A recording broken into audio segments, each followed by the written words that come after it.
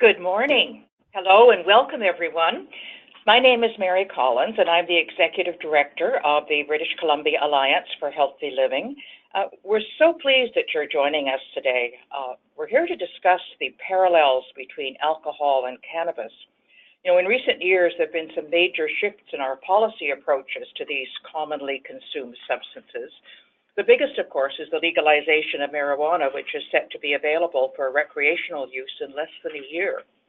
So we have a very interesting program lined up for you this morning, which I'll tell you about shortly. But just before we get rolling, I'd like to go over a few housekeeping items. First of all, if you're having trouble hearing me, try turning up the volume on your phone or computer. And of course, we really want your input today. So we will be asking you to use the control panel on the right-hand corner of your screen. You can type in your questions for our speakers as you think of them, and we'll be having a question period after each speaker and a final round at the end of the two presentations. We also want you to participate in some polls. We'll give you a heads up that the poll is coming, and you will see a blue screen that has multiple choice questions. Please respond to the polls. You'll have a few seconds to do so, and then we'll publish the results for everyone to see. And certainly the polls provide us and the panelists and you with instant feedback. Again, we really want to hear your questions and comments, and you can submit them at any time during the presentation by simply typing them in the question box on the right-hand side of the screen. And please indicate if there is someone in particular you're addressing your comment or question to. We'll answer as many as we have time for, and if we miss any of them, we'll send out a post-event email with the missed questions and answers. And we also will post the presentations on our website, which is www.bchealthyliving.ca, so you'll be able to follow up on those at the end. So now let me tell you about our program today. Over the last 4 years, the policy environment for alcohol and cannabis has undergone some massive changes. Since 2013, when the PC government released its liquor policy review, we've seen a relaxation of regulations on alcohol, which has really changed the ways and places it can be sold. We can now buy it at grocery stores, hair salons, farmers markets, in addition to getting sale prices on cold ones in the liquor store. And the result is increased availability and access and changed consumption patterns. And today we're in the process of a complete 180-degree shift in our approach to marijuana. While many harm reduction advocates say decriminalization is long overdue, others are concerned about managing the legalization process to mitigate potential health harms. The how of legalization is a burning question for municipalities and provinces, as well as community groups and health professionals. And this is a major topic at the Union of BC Municipalities annual convention this year. Others are also wondering how to respond to the current consultation process underway, given the dearth of scientific studies on cannabis to guide healthy public policy. So we're delighted to have two experts to shine a light on this topic and help us sort out some of the complexities. Our first speaker, Dr. Tim Stockwell, will speak about alcohol policy in BC and the impact it has had on public health, as well as some of the pricing measures that can reduce excessive consumption. And he'll also share a few thoughts on what lessons we can take from alcohol as we move forward with cannabis legislation. Our second speaker, Dr. Tista Ghosh, will share some of the knowledge she gained in developing a public health framework when Colorado became one of the first states in the USA to legalize the recreational use of marijuana. She'll tell us what they've learned since it's been legalized and provide some advice on how public health can respond to some of the issues and complexities when a substance has both recreational and medicinal uses. So that's an overview of the webinar, but just before our speakers get started, we'd like to start with a question about you. We'll put this up as a poll and post the results. If you see that you fit into more than one category, just perhaps choose the one that's the best fit of why you're joining today. So this is the first poll. You can just post your answers quickly. We're seeing well over 50% who say they're interested in regulatory approaches and health policy. That's the big winner here, but lots of interest. Great. Good. Okay, Okay, well, let me introduce our first speaker. Dr. Tim Stockwell is a professor in the Department of Psychology at the University of Victoria and the director of the Centre for Addictions Research of BC, CAR BC. Dr. Stockwell has led extensive research to understand patterns of use and underlying determinants of harmful substance use, and is committed to advancing healthy public policy on substance use issues. So let me turn it over to Dr. Stockwell, and again, thank you for joining us today, Tim. Thank you, Mary. My pleasure. And good morning, everybody. I'm really pleased to have this opportunity. I think it's always exciting when we get out of our silos and the substance use field. I mean, there's a lot of people who focus on tobacco nearly all their waking moments, and I'm in an alcohol camp, and there's cannabis researchers, and we usually go to our own conferences and we don't necessarily spend as much time as we should learning from each other's experiences. So I think it's very, very timely. I think alcohol is particularly relevant at this time as we think about how to regulate cannabis. Obviously, tobacco is also relevant, but I think there are more parallels in terms of the kind of recreational drug that cannabis is, and how similar that is to alcohol, in that we value some of the social and some would say health benefits, and there's discussions about the extent of those. But as a substance that's been legal and regulated for, well, in North America for over a century, and of course over the millennia before that, there's a lot more that we have learned about alcohol and the effects of regulations that need to be considered. I'll probably be a little bit biased in thinking that alcohol is perhaps more relevant than some of you would give credence to, but I get to tell you about some of the main lessons that I think we can learn from our decades of experience and documenting the impacts of policy changes on consumption and public health and safety outcomes. Next slide, please. You get to see how long this takes. That's quite quick. So let's just start a quick comparison, and this is my take on it. So cannabis basically is not like, oh dear, it's cut a bit, some of my slides at the bottom. The bottom line says cannabis is not oregano. Look, there's no comparison in the scale of harms that we're talking about.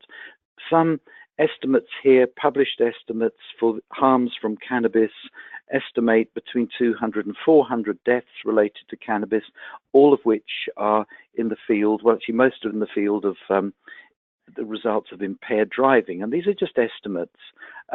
Whereas with alcohol, depending on the assumptions you make, it's like 20 times higher, between 4,000 and 8,000 deaths per year in Canada. There's about 60 major kinds of disease or injury that can kill you related to the use of alcohol, and perhaps around 4, at least as accepted in the group that determines the global burden of disease estimates for the World Health Organization, where, well, I mean, maybe it's 3. I mean, there's substance use disorders, there's cannabis dependence and so forth, impaired drive, injuries caused by impairment through cannabis use. There's some controversy around lung cancer. The data are a little bit iffy. It's not a complete consensus.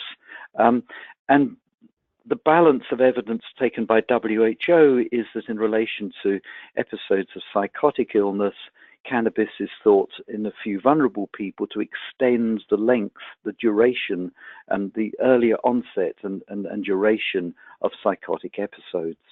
So there are harms, but they are tiny compared with alcohol. I think that's an important context. Next slide, please. And so this is a very quick summary of, if we look at all the reviews and systematic reviews in general and across specific types of strategy that have been studied, these are the main policy levers that have been identified by a group in Canada. It's a collaboration between CARBC and CAMH and Mothers Against Drink Driving and various groups at other universities. We're repeating this exercise, but 10 dimensions were identified in the first report in the series evaluating the implementation of evidence-based policies on alcohol in Canada. That was published 4 years ago. So in order roughly of effectiveness, pricing is identified as having the strongest evidence. The control system is the extent to which the government, through a monopoly usually, is controlling the distribution and sale and marketing and so forth. Physical availability in terms of the hours and days of sale, the numbers of outlets, their density in different areas, measures to reduce drinking and driving, measures to restrict marketing and advertising, the setting and enforcement of a legal drinking age, and various other. Those are the main areas. The others have less evidence for effectiveness, but are still important for facilitators. If we could go to the next slide, which summarizes our first report card for Canada, the extent to which different, we've got a tight protocol for assessing whether in practice different provinces, and now we're looking at the territories as well, have been implementing strategies that should have good public health outcomes. This slide compares BC with Canada, and you've got 100% is like a perfect score of full implementation, which BC was judged to have for screening, brief intervention, and referral. And it mostly does better than the national average for Canada. And you might note that the right-hand side, the total weighted score suggests that Canada is only at about 50%. It's actually slightly below 50% of the optimum score. There's a lot of unrealized potential for further harm reduction and better outcomes.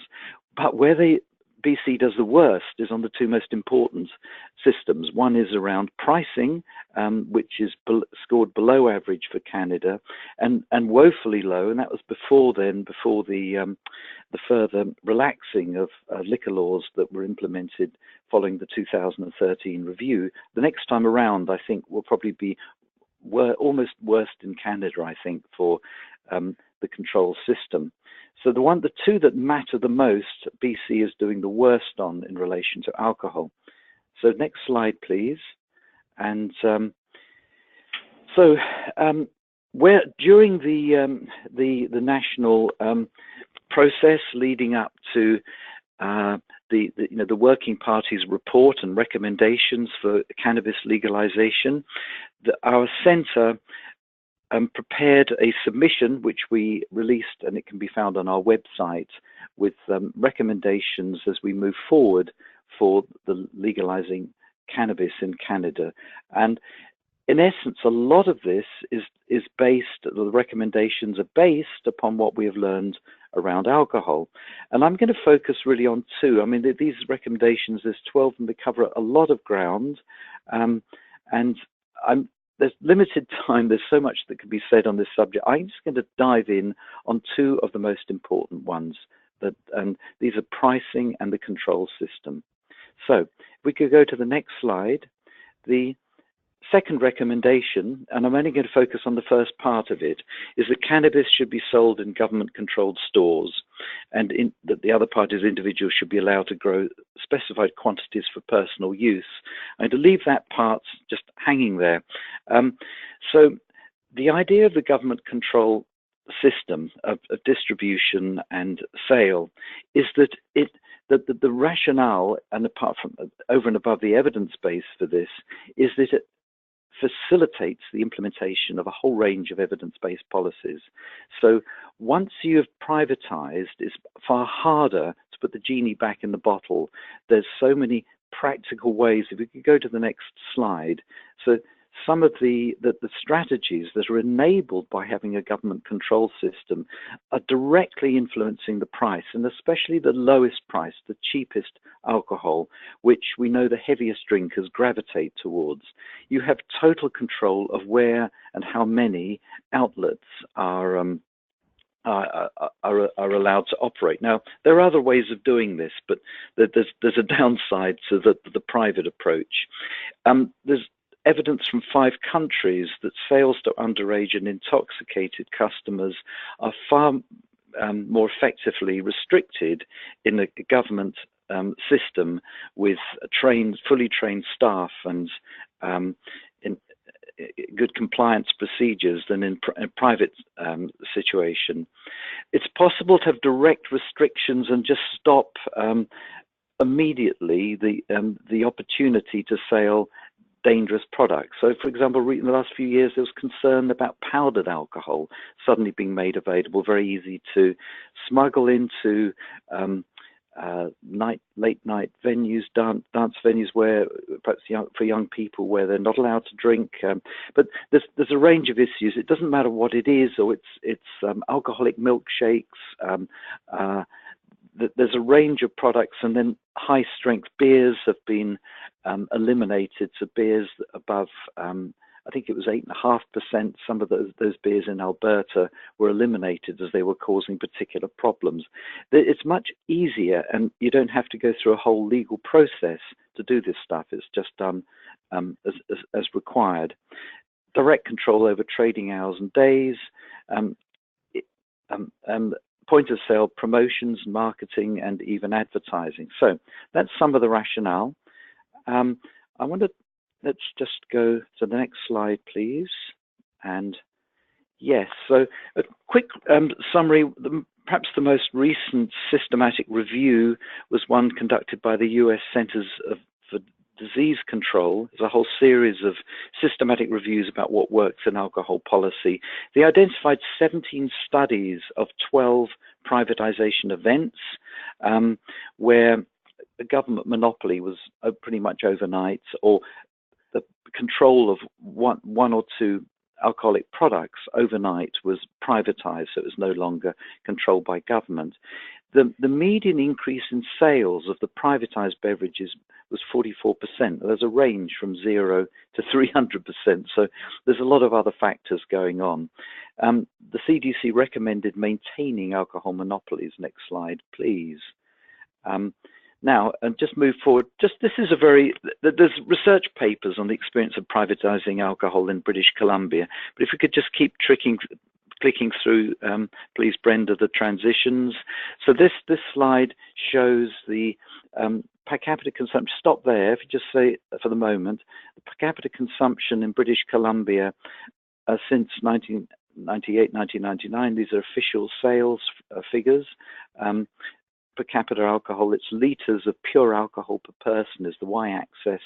So you see there's a privatization, there's a very rapid expansion of private stores in around about 2004, which was linked with an acceleration in per capita consumption. The financial crisis led to a sharp decline. The recovery, gradually consumption returns as is normal, and then another little acceleration as the BC liquor reforms have kicked in. Now, those are my interpretations. We've got published analyses of the impacts of increasing the number of private stores on the liquor market, showing that in local areas, the more private stores, the higher the consumption and the higher the rates of alcohol-related hospital admissions and alcohol-related deaths. And the next transition will just show a comparison with Canada, so per capita consumption for the whole of Canada. And you see two major divergences with the privatization events. The earlier one, around about 2004, and the more recent implementation of liquor reforms. Now, obviously, one should do much more. This is just eyeballing two lines, but I'm saying these are consistent with the published data and the published analyses which we have done on this issue. If we could go to the next slide, please. This is a report we finished this year with an international consortium. We were commissioned by the Swedish government to look at the potential impact of privatizing their government alcohol monopoly, which uniquely sits within the Ministry of Health. Actually, I think in Finland they have the same situation. Their government alcohol monopoly reports to a Ministry of Health. Unlike here, where it's really been contained in and mostly in finance or public safety. So in this, if we go to the next slide, what we essentially did was to estimate the extent of alcohol attributable harm under really three scenarios. The present one, in which with the full monopoly, with all the the only liquor stores allowed to sell alcohol are owned by the government, and there's over 400. The second scenario is where they're all privatized, and we know that there's going to be an increase in the number of those. This is what happened with privatizing pharmacies, and then allowing sales in grocery stores. Next transition will show that what we're essentially trying to do is estimate in those scenarios what is the change in alcohol-related deaths, hospital stays, impaired driving, and alcohol-related crimes. And the next slide, please. And this just summarizes, you just have, if you could quickly go through the transitions. We modeled a 20% increase in consumption from the first scenario, which would lead to a 41% increase in alcohol-related deaths and 22% in hospital admissions. And don't worry about the number of kroner. There's about 6 kroners to the dollar, but a lot of extra costs from that. In the second scenario, we're getting about a 32% increase in consumption and higher impacts on deaths, hospital admissions, and the costs of those. Next slide, please. So these are all based on systematic reviews, those evidence, and experts' local opinion as to what policies would have changed. Very quickly, because I'm running a little out of time, the second area is on pricing. And the recommendation here was that minimum prices should be set per standard dose if in the cannabis, in legal cannabis situation, and Canadian jurisdictions strive for a consistent approach to pricing of cannabis products. Next slide. So we'll have to go through this quite quickly. The case for minimum prices is a public health measure. There's several very strong claims that can be made. Systematic reviews show that increased prices in general harm, and there's more evidence on this than almost any aspect of alcohol policy. We also know the heavier drinkers tend to select the cheaper alcohol, so there's a particular issue with the bottom end of the market with floor prices. Cheap alcohol is particularly price sensitive unless you're prepared to drink non-beverage or smoke cannabis, other drugs. Well, that becomes an issue. That's why we have to think of the drugs together. But we know that cheap alcohol, if you change the price,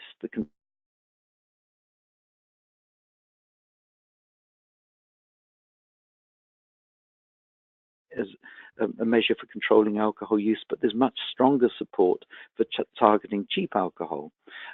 There's also industry support, which is, given the sway the industry usually has on government, is not inconsiderable. There's potential for greater government revenue, and I'm afraid I can't remember what the fifth point is because it's gone off the screen. Let's move on. Let's move on to the next slide, please. And the next slide, that just makes the point that we've had minimum prices in Canada since Prohibition. The next slide, please. And all Canadian jurisdictions keep transitioning through this one. All Canadian jurisdictions have some kind of minimum price, whether it's for bars and or liquor stores. Next slide, please. So there's just some examples from Canada, just contrasting the different products that you can get. Alcohol isn't just one item like an iron ingot or something. There's thousands and thousands of different varieties of quality by strength. So just at the bottom end of the market, a couple of years ago, we would have an 8% beer, Colt 45, retailing at 58 cents per standard drink. A regular bottle of wine, about $3.25 a standard drink. The highest was a brandy. That's $994, not per bottle, but per standard drink. But believe it or not, there's more people drinking the one on the left than the other two. So it's a very important factor. Next slide, please. So I'm going to have to move to some of the. I can never stay with this. So the ideal, please keep transitioning, is that we have comprehensive minimum prices per standard drink applied to all beverages with no loopholes, linked to ethanol content and inflation adjusted at least annually. The practice, however, is quite different in that there's low to high minimum prices applied to some beverages. There's some extraordinary loopholes that allow very cheap alcohol to be sold. And mostly the minimum prices are unrelated to alcohol content and rarely inflation adjusted. We're going to have to speed up. If you go to the next slide, please. And the next transition just shows there's a huge variation. Having a government monopoly does not guarantee good public health policy. Look at the variation. These are nearly all government monopoly states, but these are the rates of minimum prices charged across the country. We see Nova Scotia at the top, over $1.60 on average in 2012, and Alberta doesn't feature because it doesn't have a government monopoly. Next slide, please. And quickly, I've got to show you some evidence about the impact of pricing. We have two case studies, one from British Columbia, where over 20 years we've had sporadic, random changes in the minimum price rates for different beverages. The other is in Saskatchewan, where we had an overnight change in 2010 that was quite dramatic, and it affected all the different beverages simultaneously. I think I'm going to have to cut to the chase. If we go to the next slide, let's just go straight through this. If you could just quickly, sorry about all the transitions, just immediately go through this, just ignore those are changes in minimum price in BC. Keep going to the next slide. I'm going to cut to the chase here. In Saskatchewan, with a very immediate change, we were able to show that a 10% increase in average minimum prices leads to specific impacts for beer. It was about 10%, spirits and wine, that the specific effects are on those, but the overall effect on consumption was pretty high, an 8.4% reduction in the consumption of alcohol from changing the minimum prices and making them specific to alcohol and not just by litre of fluid. Next slide. This reports some impacts on harms. So in the British Columbia experience, a 10% increase in the minimum price we're able to show was associated with a 9% reduction in acute hospital admissions relating to alcohol, an extraordinary high amount for alcohol-related deaths, probably too high, but this is what happens when you use real data. There's a huge confidence interval around that number. And 2 to 3 years later, significant impacts on diseases related to alcohol as well as deaths. So if we could just go to the last slide, because I'm out of time, if we could just quickly go through to the very last slide. That while we're going, I'd note that there's fears about unintended consequences have not been realized. There seem to be more benefits in low-income regions and with people who are severe drinkers. If you do the transition, please. So the main conclusion that I want to make from alcohol is that our experience is that a free market for potentially hazardous this hazardous recreational drug is antithetical to sound public health policy. Government control of distribution can facilitate but does not guarantee effective public health policies. Minimum pricing is perhaps the most effective, feasible, and well-targeted strategy for reducing alcohol-related harms and health inequalities. And it's going to be fascinating to see whether alcohol policy may benefit from the legalization of cannabis. Given that cannabis is by far and away less harmful than alcohol, will it be seen to be incredibly inconsistent to have tough restrictions on cannabis and an easy, lax approach as increasingly we have on alcohol? So sorry, that was a little rushed. I just want to say that I think we can learn an awful lot when we're developing good policy for cannabis from some of the lessons, good and bad, from alcohol. Thank you. Well, thank you, Tim. It's really interesting to hear what a big impact pricing can make on alcohol consumption. I would like to invite our audience. We have a few minutes for questions directly to Dr. Stockwell before we move on. But Tim, there's been so much discussion about pricing in the legalization of cannabis, but the somewhat different character of the need to keep prices low enough to take it off the black market. So what are your thoughts on balancing these two very different objectives?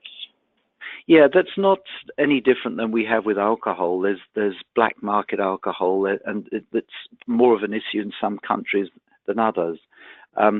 So the point here is you can always make the case that if you have a restriction, you're going to encourage other sources of sales. The key point, though, and this is something that's been very well learned in Scandinavia, is that the amount of compensation from other sources hardly ever gets close to the reduction in sales or consumption that you can create through local restrictions. So in alcohol policy, minimum prices have actually been used by governments to keep the market stable and to stop cheap outside products coming in. They're not allowed to be sold below the minimum price, so they don't destabilize the market and lead to lost revenue. Typically, prices from government stores have actually been cheaper than the private system, which is a little bit of a paradox. But there's a balance that needs to be struck for sure. You can't go too far in either direction.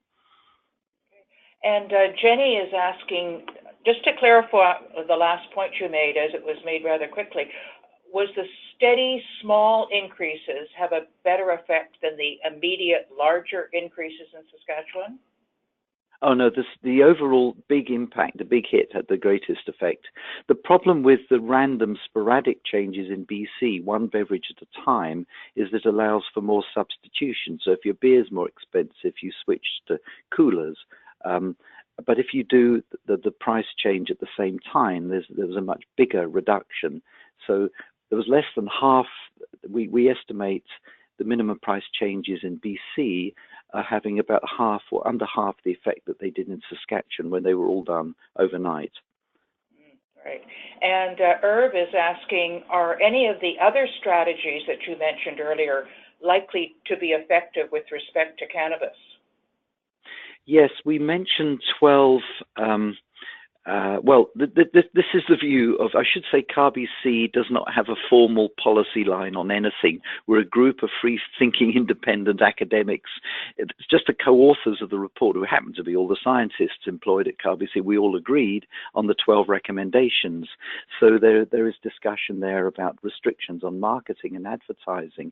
One of the take-home things here is that if you have a whole, we've now got a whole slew of private liquor stores and chains and franchises involved in the sale of alcohol through their liquor stores who lobby government. It means there's a whole army of lawyers out there trying to get the ear of government and sway them to have more and more policies, as was effectively happened with the liquor review, that would suit them and help free.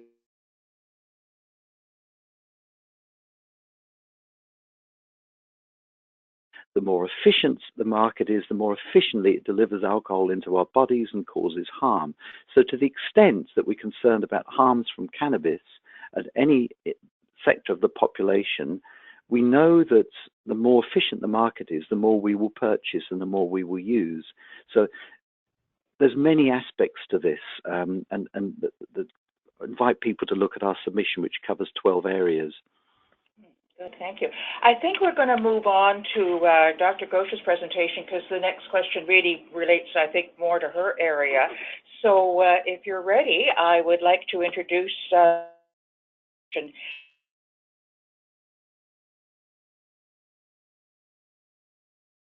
and she has experience in both communicable and non-communicable disease epidemiology and public health research, as well as more than a decade of experience in public health at the local, state, federal, and international levels. And thank you so much for joining us, Dr. Ghosh, all the way from Colorado. Thank you for having me. Hopefully you can all hear me okay. Good morning. I am speaking to you from Colorado about marijuana and public health. As many of you know, we were the first state to legalize in the U.S., and so we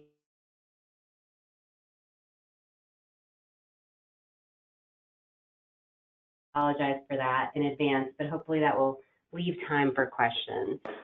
Next slide. going to begin, I'm going to begin with a brief history of marijuana in Colorado, just to give you some context. Medical marijuana was actually legalized quite a while ago here in 2000. At that time, the health department was given the task of establishing a registry so that patients who received recommendations from their physician to use medical marijuana received a card from us so that they were legally allowed to possess it. People at that time had nowhere to purchase marijuana. It was essentially homegrown, and there was little structure to it. That changed after 2009, when the U.S. federal government put out the Ogden Memorandum, which basically said they would take a hands-off approach to states that were legalizing medical marijuana. That opened the door for commercial production and distribution, and in 2010, several laws were passed in Colorado that enabled commercial production and distribution in the state. Next slide.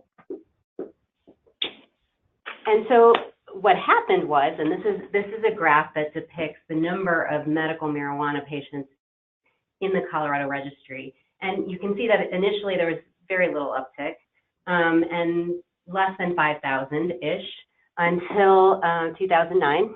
And then once commercial production and distribution was allowed, we saw a huge increase in the number of medical marijuana patients, and up to as many as 100,000 at a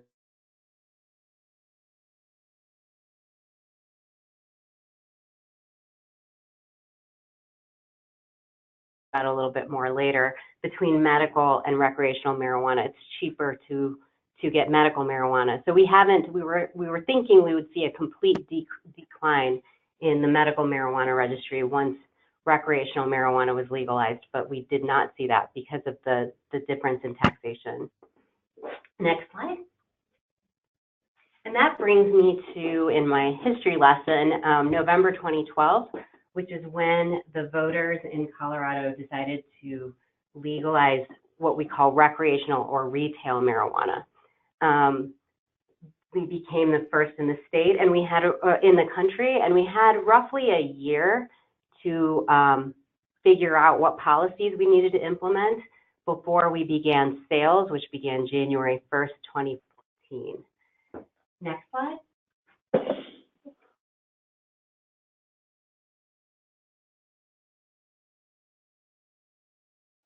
The government for public health, and to go from an illegal substance to completely legal recreational. As the previous speaker mentioned, we looked a lot at alcohol and tobacco policies to learn lessons during that year before sales began, to figure out what policies we needed to implement. Some were great and we learned right away, and others we had to tweak as we went along. So we immediately implemented an age limit, so age of 21 to align with alcohol in our state. We do not allow public consumption. We immediately added marijuana to our Clean Indoor Air Act so that anywhere where tobacco is prohibited, marijuana is also prohibited, so you can't, smoke in airports and restaurants and workplaces. And then advertising restrictions, somewhat similar to tobacco, were put in place, especially where advertising occurs to use. And then taxes. So there was a huge levy placed on recreational marijuana. Another piece that was put in place was seed to sale tracking. So our Department of Revenue actually, it's somewhat government controlled, has tracks every plant from seed to sale, so that to minimize the black market. And then we also thought a little bit in the early days about edible products, but not that much because there's no real edible tobacco and no alcohol brownies really. So we didn't think too much about edible products, but we did start with child-proof packaging for all marijuana products, thinking that there could be edible products. Little did we realize how much edibles would be consumed, and I will get to that in a minute. Next slide. Public health in this process was given some specific responsibilities. One was to create a scientific advisory panel, independent scientific advisory panel, to review literature and emerging science. And the reason this was essential is because, unlike tobacco and alcohol, marijuana has a medical component, and there are advocates who promote the use or the legitimacy of medical marijuana, and that's very different. There's no medical cigarettes, and so we needed to get credibility by showing we were reviewing evidence on both sides, both pro marijuana and against, and that we were balanced and unbiased in our approach and scientific. We also were charged with surveillance, public health surveillance, so monitoring patterns of use as well as health outcomes, as well as prevention, education, and campaigns. And then we had a consultative role in establishing laboratory safety, because once you make a product legal, you have to make sure it's safe and not contaminated with E. coli or pesticides, and make sure if it's organic, it really is organic. So lab certification, edible safety, and safe disposal of products. Next slide. This again talks about the Retail Marijuana Advisory Committee that we created to review literature, surveillance data, and then make recommendations based on that. Next slide. This is just a quick slide to show you the types of expertise that were represented on our initial committee. Next slide. And a quick snapshot of the types of topics that that group looked at and the types of evidence that they looked at. Next slide. The goal of this group was to grade the evidence, which, there is not a lot of evidence in marijuana, so it was difficult, but also develop consensus statements, translate those consensus statements into plain language, which could then be used by our communication folks to turn into evidence-based prevention campaigns. Next slide. This is just a quick example of how they graded evidence using words like substantial, moderate, limited, insufficient, and mixed evidence. Next slide. And then they translated those evidence statements into 10th grade language in order to turn them into public health campaigns. Next slide. And this is one quick example of a public health statement. So there is no known safe amount of marijuana use during pregnancy. Next slide. Many actually, research gaps were identified, and actually we were able to use some of the research gaps identified and present it to the legislature to have marijuana tax dollars then be funneled into research. So we've actually have grants programs to look at some of these research gaps. Next slide. We also asked the CDC, the Centers for Disease Control, to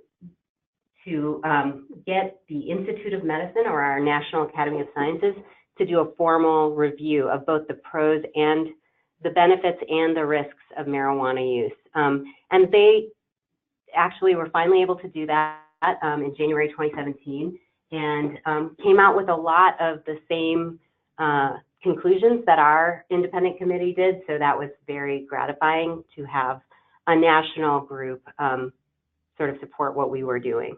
Next slide. And we do create a large report with all of this information, as well as our public health surveillance data, which we release to our legislature every 2 years, and you can find that on our website. Next slide.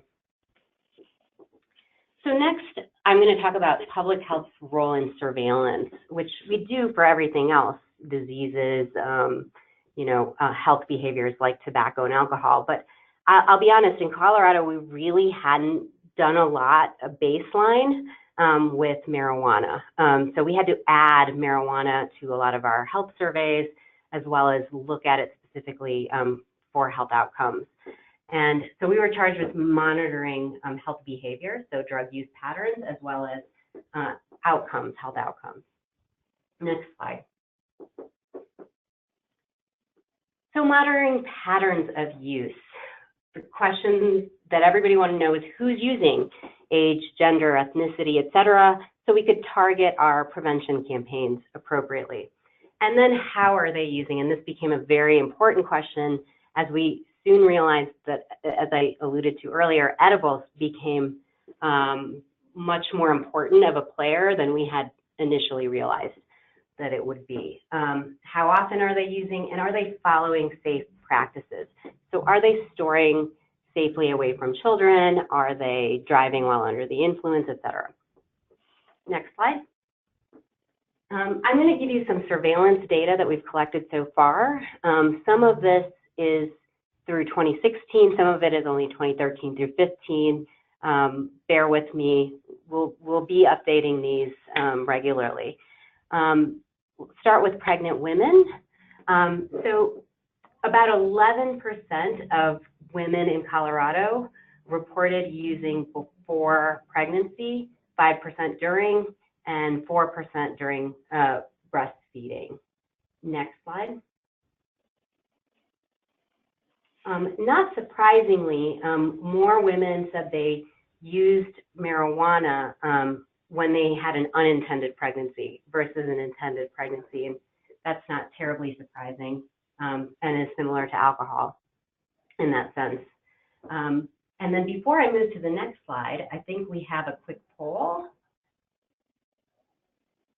So I would love for you all to give me your best guess on which do you think was the most commonly used substance among pregnant women in Colorado after marijuana legalization.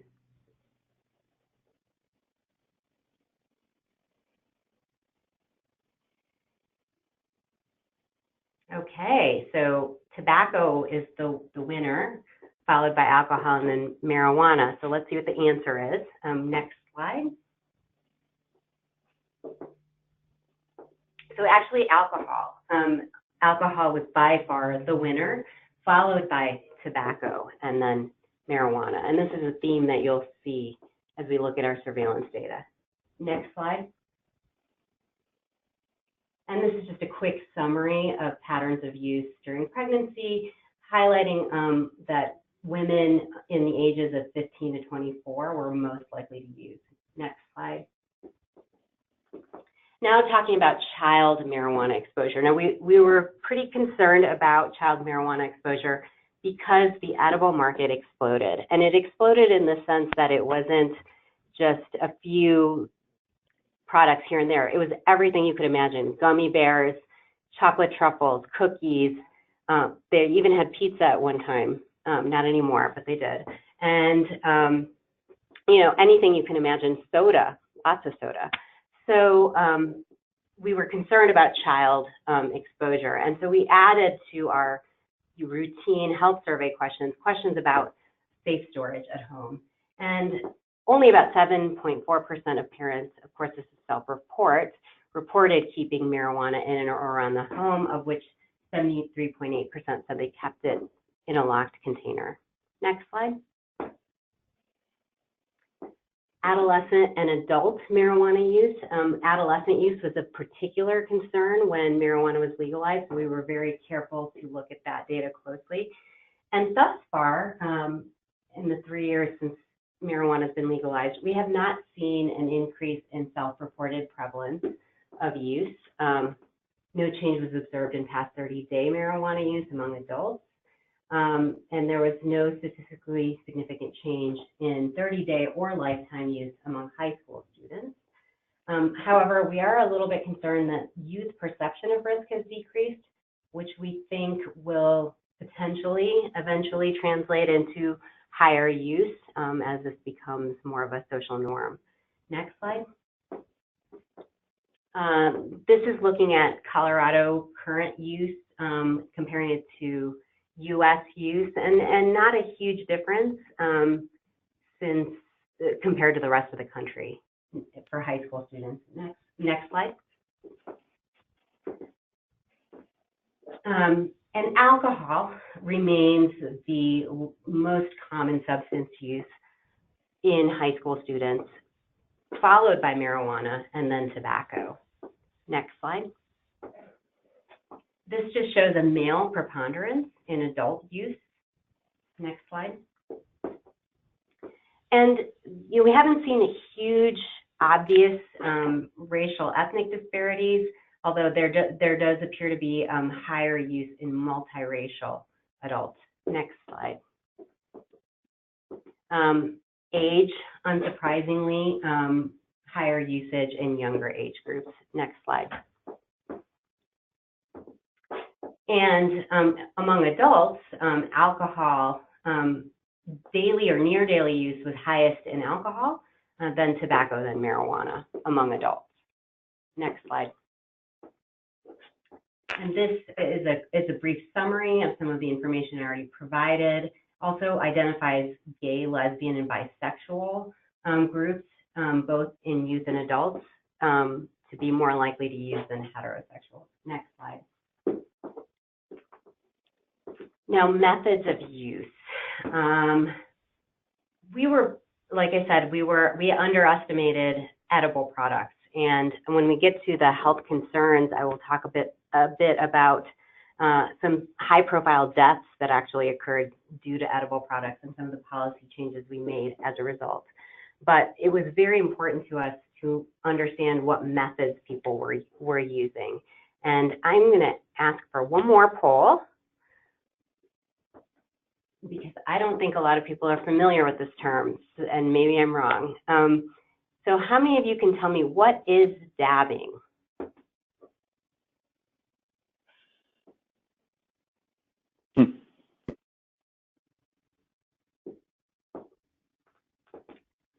So the winner was C, but actually it's all of the above.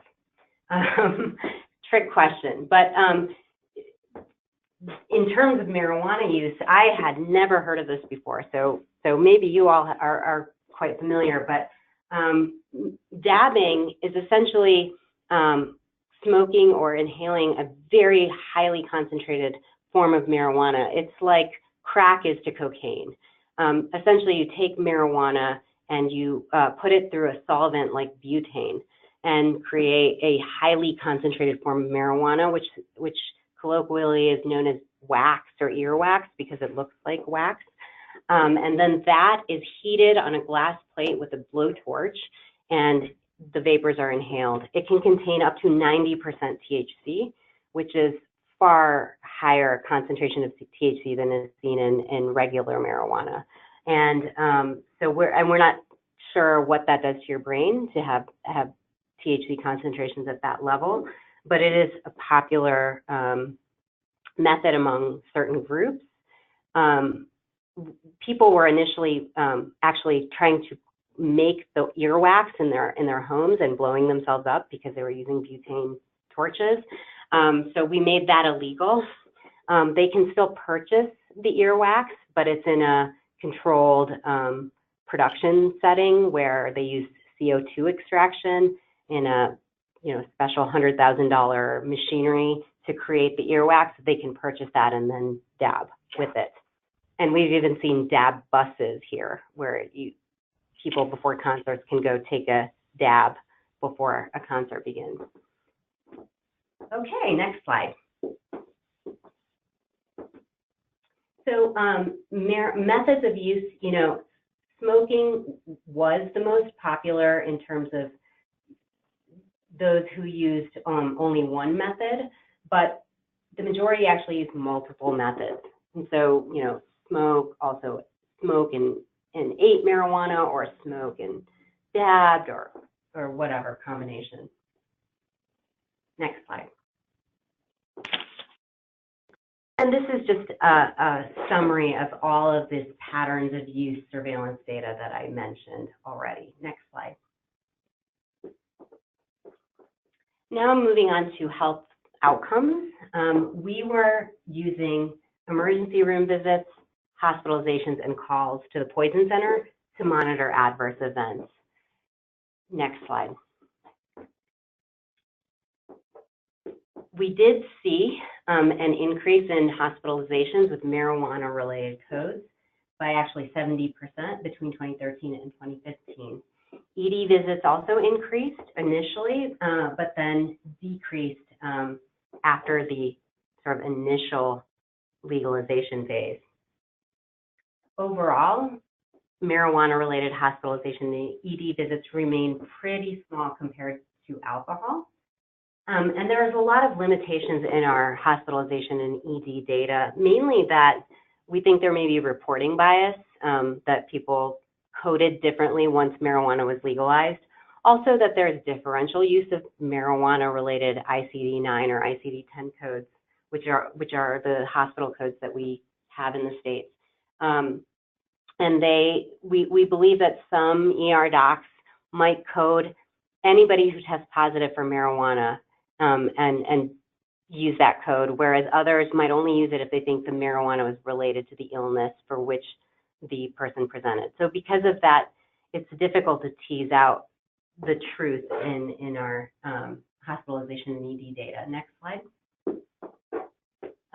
What we did find, though, consistently was that tourists to Colorado, and believe me, we had a lot of tourists influx into the state. Tourists tended to have higher rates of ED visits than anyone else, than residents in the state. And a lot of this actually related to edibles, as I mentioned earlier. The problem with edibles, beyond the fact that there were so many of them and they were so prolific, was that a lot of people who didn't want to smoke because they thought it was too they're too healthy to smoke, started using edible products. And when you smoke marijuana, you feel the effects right away. So you don't tend to over smoke. Whereas edible products, I might have one gummy bear and not feel anything for 30 to 60 minutes and think, wow, that's not working. So I'm going to take another one. Well, that one didn't work either. I'm just going to keep eating these.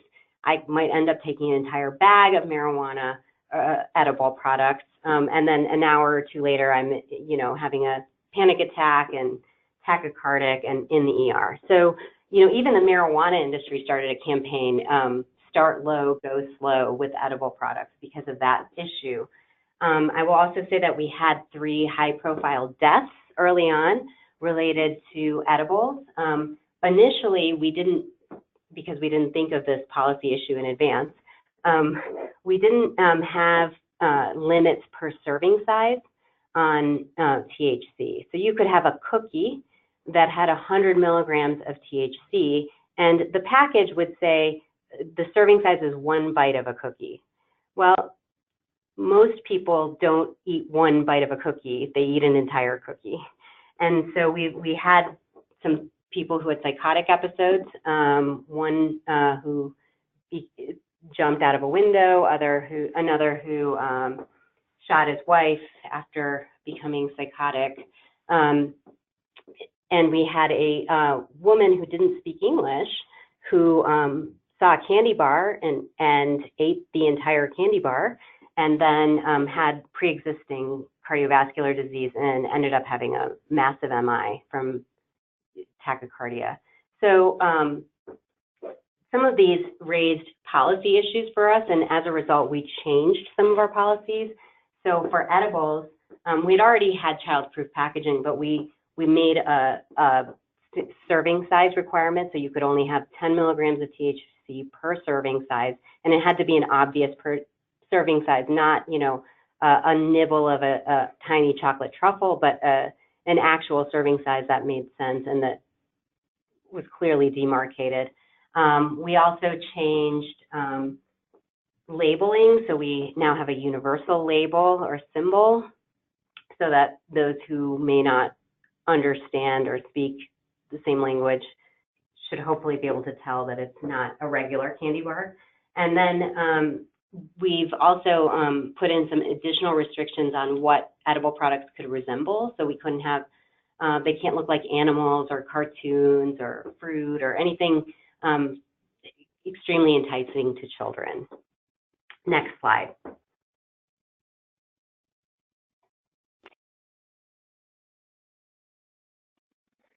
I apologize, my computer just I was talking so long, my computer just shut down. Hold on 1 second. Okay, and then this slide just shows that alcohol is still far more dangerous than marijuana in our state. Next slide.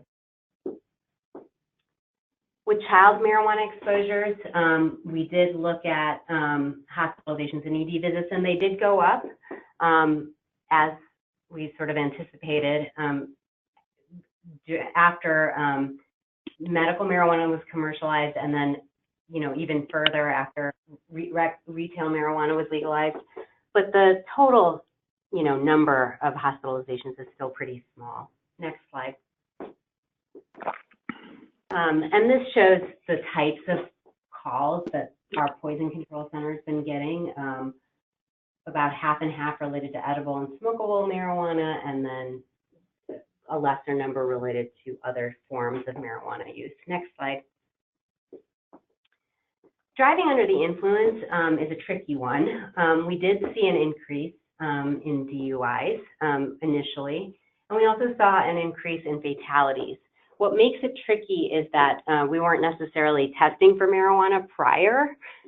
We would test for alcohol and then stop, so prior to legalization, so there might be some reporting bias there.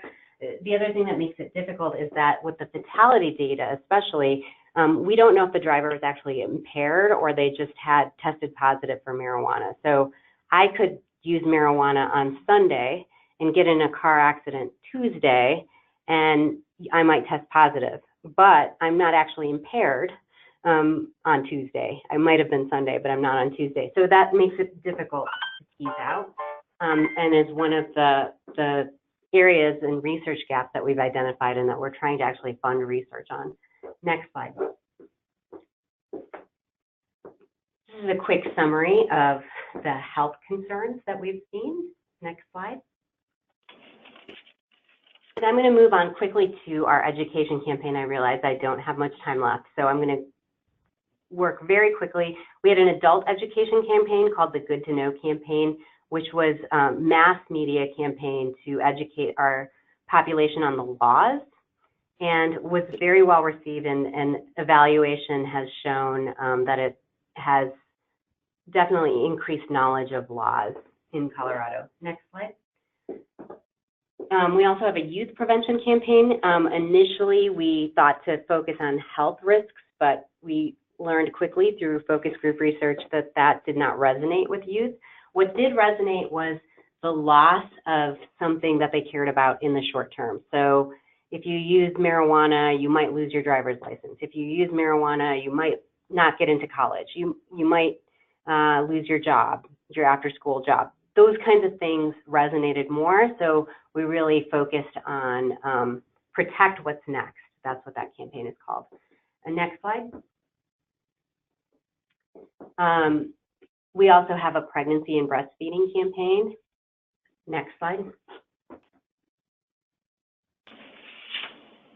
And we've also done some specific outreach to physicians, particularly pediatricians and OB-GYNs, to look at creating clinical guidelines. And we have, with the help of a variety of specialists, created clinical guidelines, because national groups in the US don't have national clinical guidelines in terms of screening. How do I screen? When should I screen for marijuana use now that it's legal?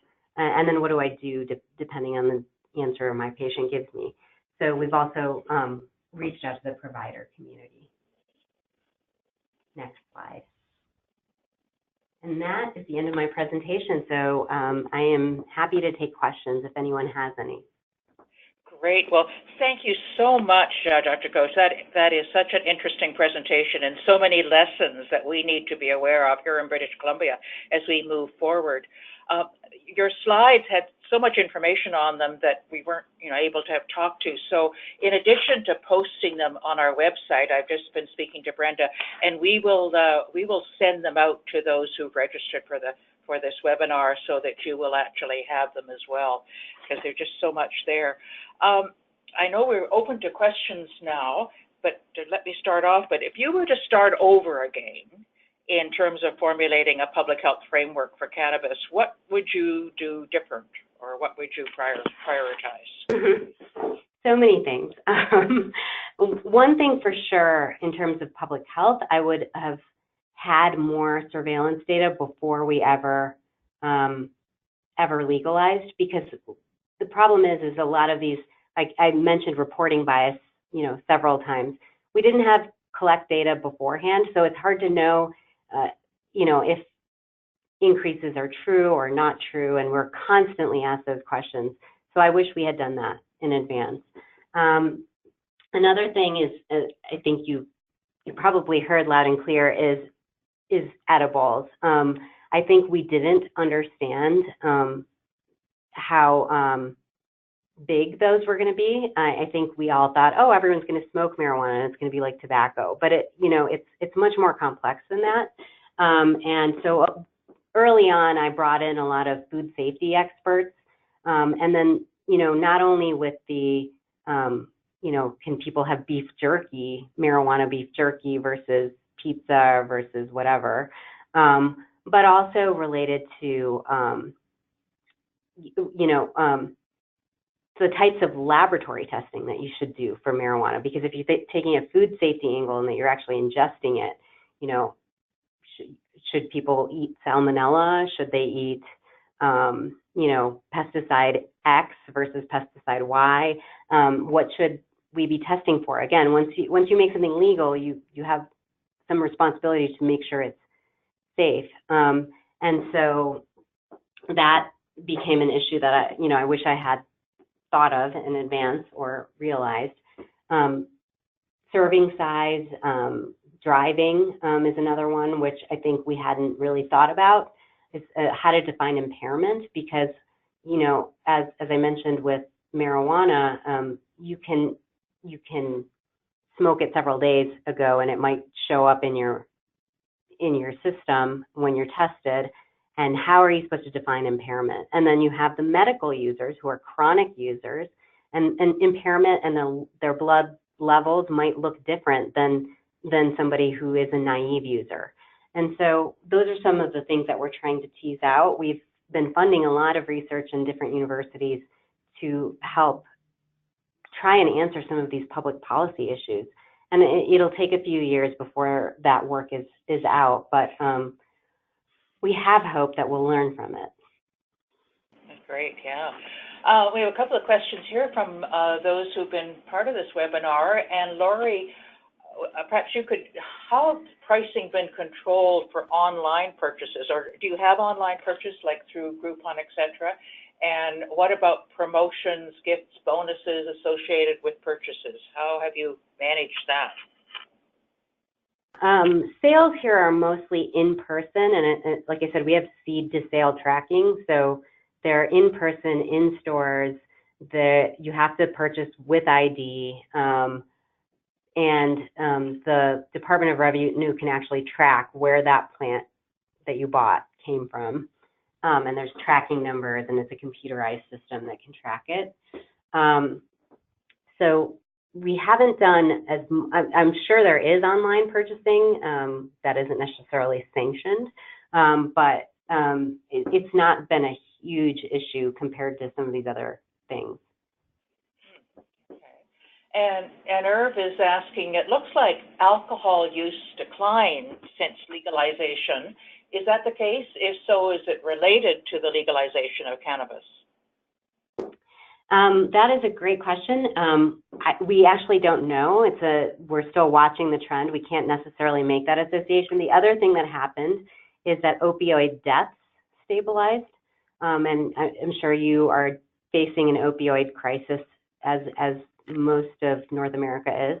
And I think many of our marijuana advocates have jumped to the conclusion that the opioid death stabilization relates to marijuana legalization, and we really can't make that conclusion yet, but we're watching both.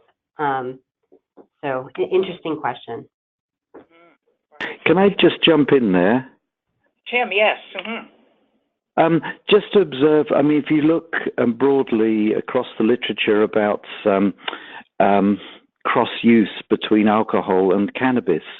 They do compete in the marketplace, and there's good evidence. And I think it was Oregon reported about a 4% reduction in alcohol sales following legalization, but that fits with an overall pattern. I think if you look broadly at the literature, it's highly probable that cannabis will displace some of the use of alcohol, and some of it will be co-use, but overall. So what we need to do in surveillance is to look at these two substances together, because alcohol is so much more dangerous. You should look at road crash statistics and ED visits for the two together and with other drugs to see if there's been an overall reduction, because it may be increased cannabis-related incidents, but many more reduced alcohol-related ones. It's just something we need to bear in mind.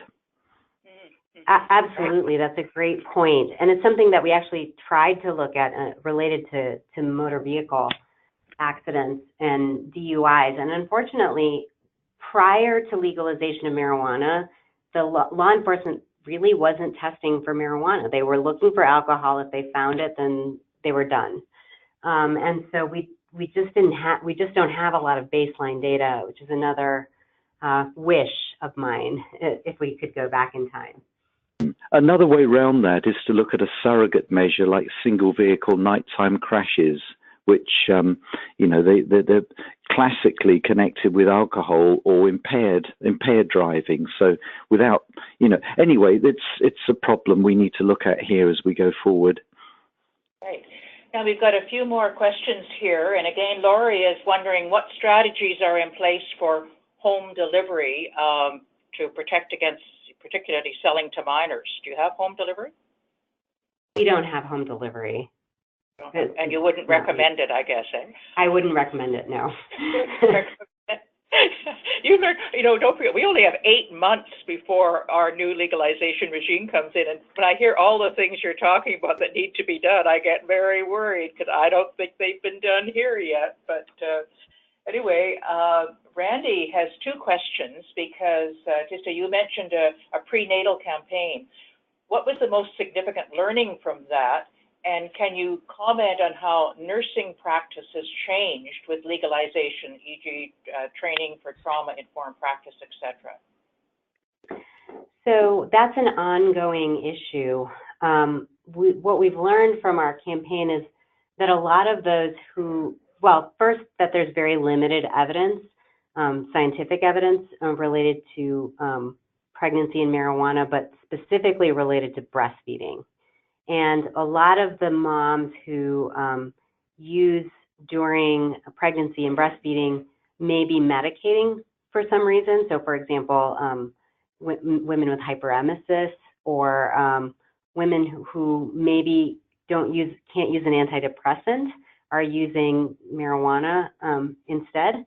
And there's limited evidence, limited studies to point to the safety or lack of safety related to this, and we get called on it a lot. I think we've taken the more careful public health approach of, there's no known safe amount, so why experiment with your child? There is some evidence with pregnancy and that THC does cross the placenta, but breastfeeding has remained a challenge. We've been challenged by women saying this is natural, quote unquote, and that otherwise they'd be using other substances which are worse. There's also been a lot of back and forth related to hospital policy on if a mother or an infant tests positive for marijuana, are they supposed to report that to social services? Are they not? Because it's legal, it's illegal federally here, but it's, legal in the state. And so there's a lot of issues that we're still working on.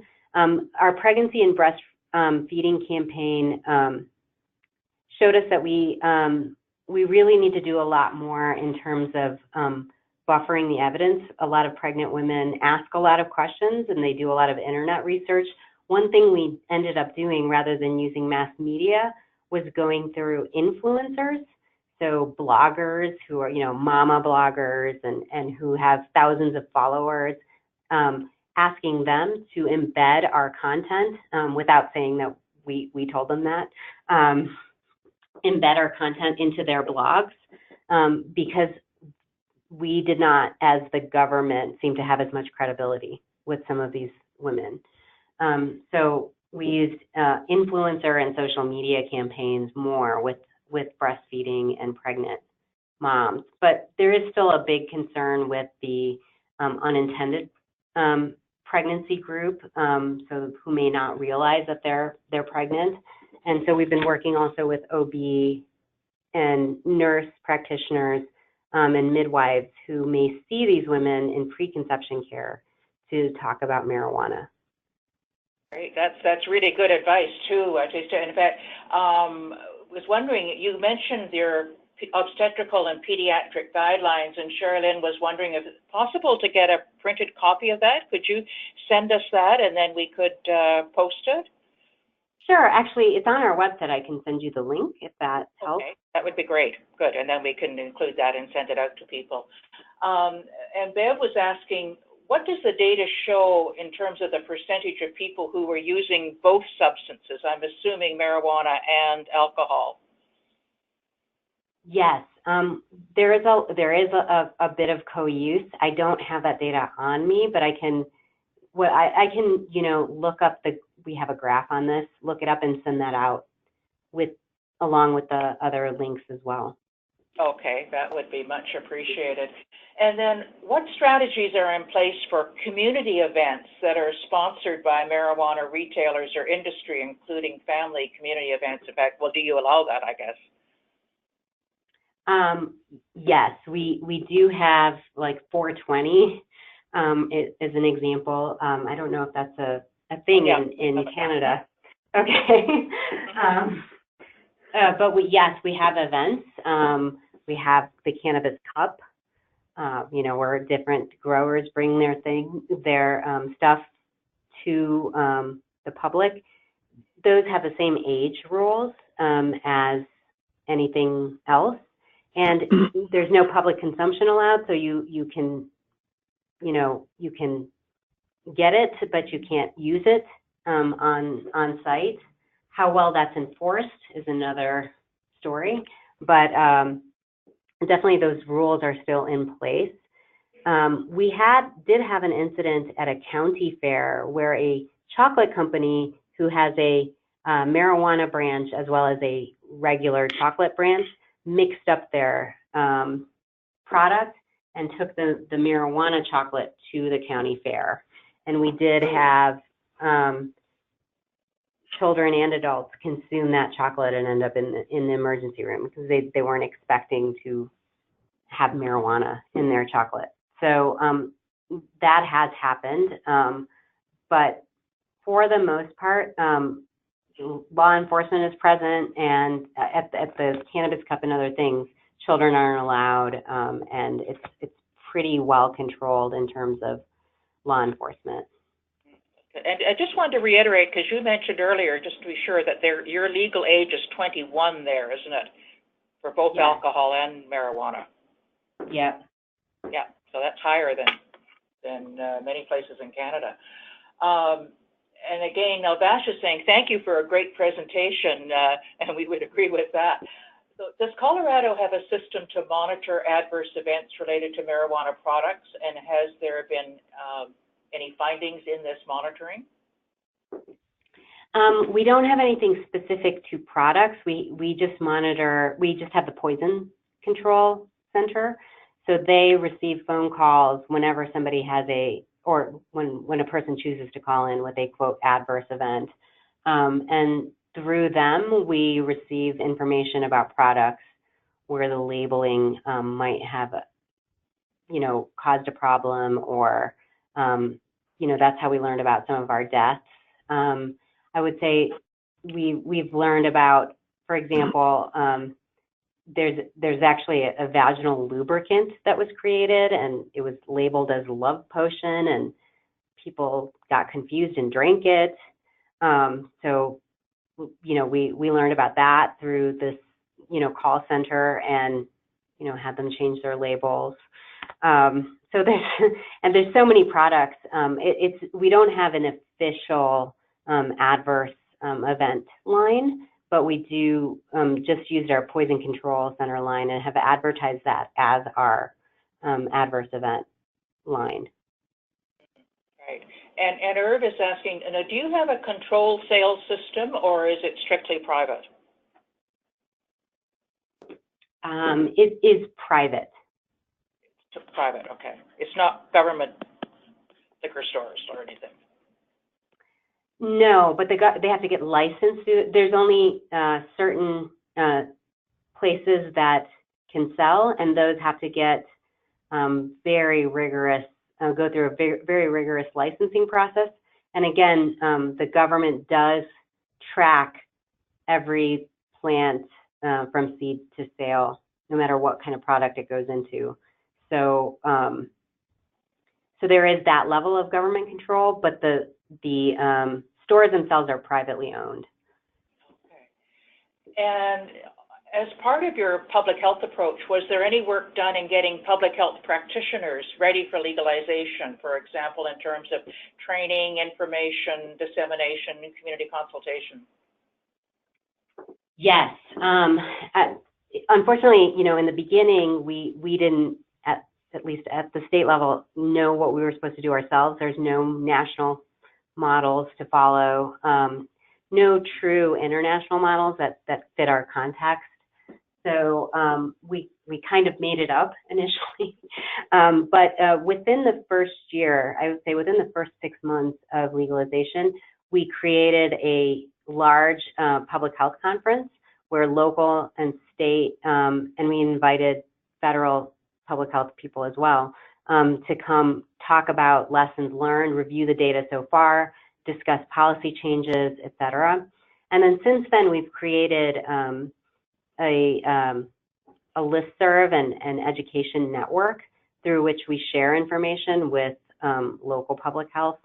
And we also have grant dollars going to, using marijuana taxes, going to local public health to work on substance abuse issues in general, to create coalitions and do community-based substance abuse prevention that includes marijuana but isn't limited to marijuana. So we also have connection through that.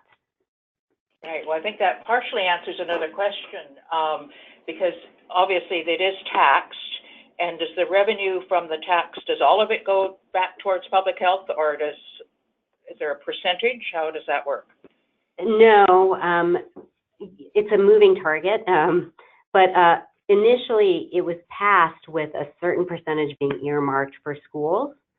So, and I think that's actually how it became legalized here, is because they immediately earmarked $40 million to schools off the top, and most people support education, so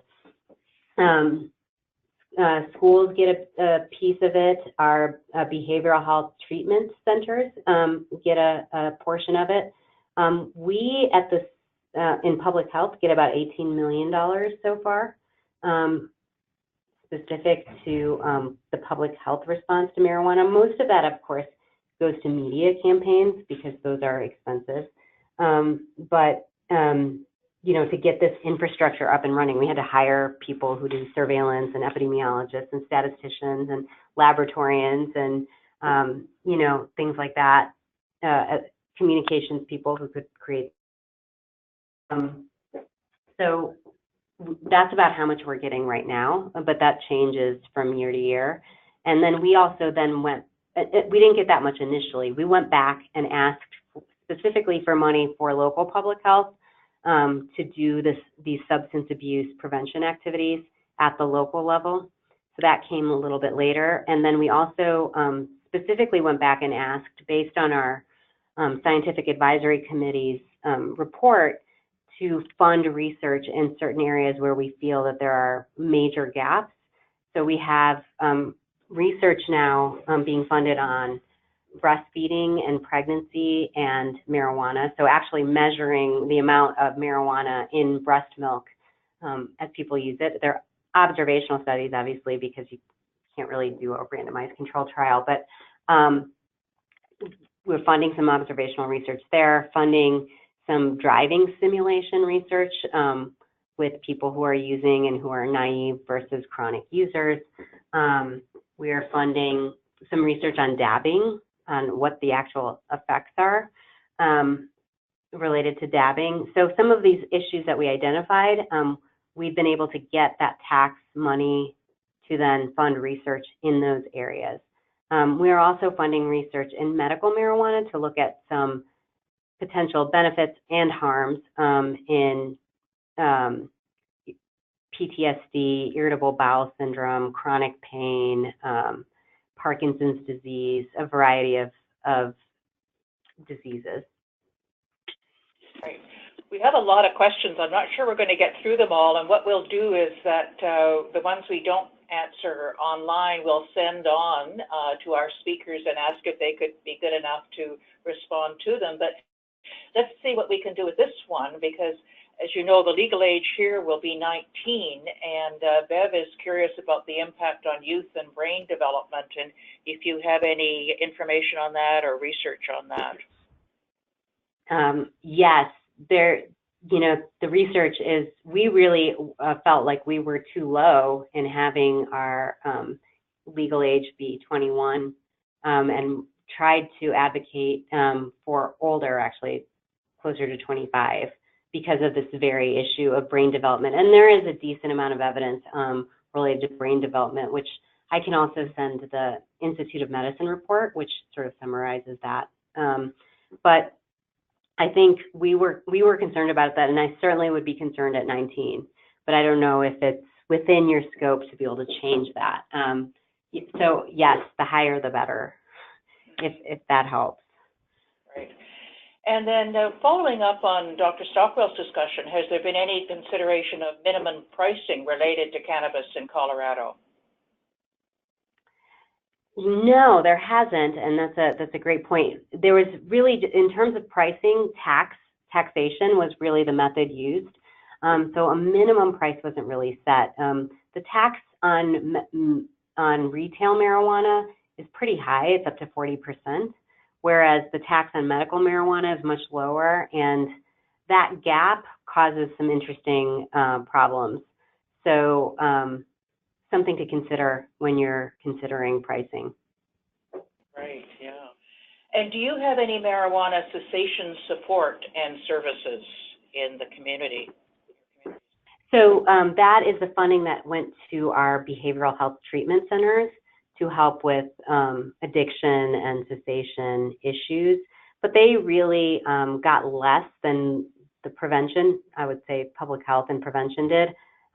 Because I think the concern was really mainly related to youth initiation, and I'm not saying that's right or wrong, but that's how it was allocated here.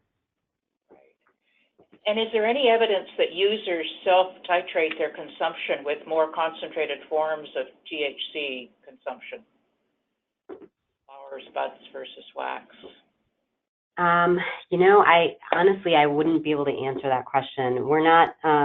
We are doing a specific survey of users to better understand some of these issues, but we don't have the results yet. We've actually been going to some of these marijuana, Cannabis Cup or 420 event or whatever to try and capture some more information about who's using, why they're using, how they're using, et cetera. But we don't have that data yet. A couple of quick questions before we close off. Any related research in regards to marijuana use in the workplace? That's certainly an issue here too. Yeah, so we, in our laws, when we first passed them, made it the employers, up to the employer to decide if they would allow marijuana or not on their premise. So, I think most employers have opted not to. Where that I think has been an issue, it relates to medical marijuana, as people are saying that's my medicine. But again, in this state, we've left it largely to the employers. Right. And then a final one, what legislation, if any, is in place for protection from third-hand smoke from marijuana use? Third-hand smoke. So we basically added, up front, we added marijuana to our Clean Indoor Air Act. So you can almost not smoke marijuana anywhere except for home, I guess, if you are a private citizen. So I guess the protections that are in place really are similar to what's in place for tobacco and could certainly be better. But at least it wasn't a step backwards because we did think of that initially. I think one of the issues that we are facing now is that actually there's nowhere for tourists to use marijuana because we don't allow public consumption. We don't allow you to smoke it anywhere, really. So if you don't own your own home here, there's almost nowhere to use marijuana. And so these innovative like dab buses and tour buses and various innovative areas have creeped up, but some are pushing for legislation to create social clubs so that there would be a place where you could go socially to use marijuana products if you were not, especially if you're not from here. And there's a lot of pushback, especially from our tobacco anti-tobacco advocates who say that would be going backwards and that would open the door for our tobacco policies to be rescinded. Great. Well, thank you so much. Thank you now to both of our panelists, to Dr. Stockwell and Dr. Gosh, who've just been amazing and really helped to illuminate these issues, presented lots of challenges, both in terms of alcohol and cannabis and what we should be doing moving forward. Been very, very helpful. We'll look forward to receiving the further information and sharing it with all of you who've been on the webinar today.